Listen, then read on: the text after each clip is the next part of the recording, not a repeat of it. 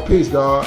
And then you say you got into the literary world. Well, add on about your first book, like writing your first book. Okay, so going into the literary world. So before my first book, I was writing poetry, right? And I started poetry, which is crazy, when I was getting in trouble with the law, right? So they had this program where we had to go to work source. This is like a place where, you know, you can, it's like, I was a juvenile, and instead of going to juvenile, right, to the, you know, for the youth, I would go to, you know, this place and like go to classes and stuff. So in this class, they, you know, introduced us to poetry, right? And so growing up, my favorite rapper is Tupac. And, you know, he's always, you know, like an emotional rapper and all that stuff. But I never thought of myself as a poet. So then, you know, in this class, they showed us like how to write poetry and stuff.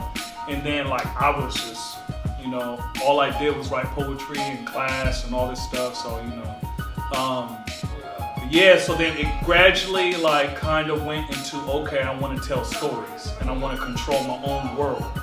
You see, so yeah, so then I went into, you know, writing literature. So, and then going to your question, my first book, it took from the idea to actually doing it was like 4 years, right?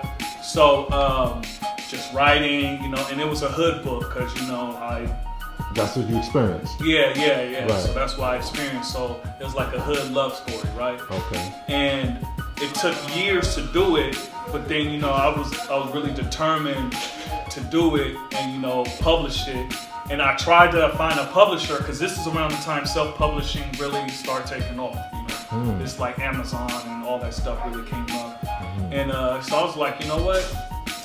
These people they're not trying to help or they're not trying to do it like another publisher. They're not trying to take my story, so I'd rather self-publish. Yeah. How did you do that? Amazon. Yeah, so okay. Yeah. So get editors, you know. So when I say self-publish, I mean like I'm paying everything. You know, I'm paying for the editors, the cover designer. I'm doing all that stuff, and then putting it on Amazon and other retail stores online. So do you like print up the books yourself and that you print No. So that's where I go through Amazon. Okay. So at the time it was CreateSpace, but now it's just like Amazon KDP. So they have like a source where, you know, independent, you know, publishers and authors could do it and they print it. And then, you know, so my book costs like maybe $3 to print. And then I sell it at, you know, 15 or 10, you know, so they take their cut, right? You know, and then I sell, you know, so yeah. Wow, so you actually make a living off of this? No, I don't make a living, no. Okay. So what do you do for a living? So for a living, I deliver to restaurants, so I drive trucks and stuff. And before that, I was a professional chef. Okay, a professional chef, okay. Yeah, but the professional chef, not making enough money. You know, long hours, not much money.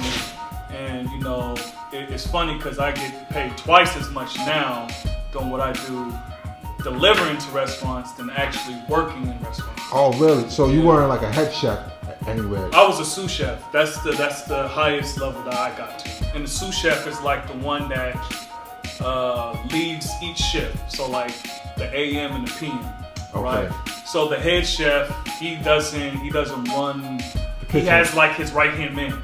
Right. And I was the right hand man. The right hand man. Yeah. Who does all the work basically. All the work, credit. No credit. He gets the name because he has a name. He's the head chef. Exactly. Okay. Yeah. So usually the sous chef is morning, like the middle shift, and then there's another one at nighttime. So yeah, those guys are the ones who run the line and stuff.